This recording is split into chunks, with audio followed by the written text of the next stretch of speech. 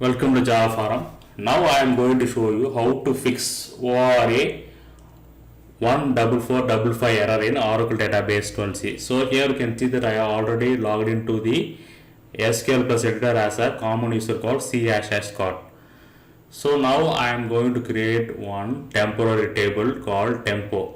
So in temporary table tempo, two columns employee number and name, and I am creating one foreign key for the employee number field, which is referring the master table 3.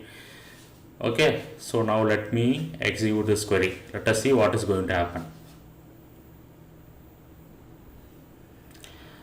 ORA-14455 attempt to create referential integrity constraint on temporary table, error is thrown. Okay, so what is the problem here is you cannot create any foreign key.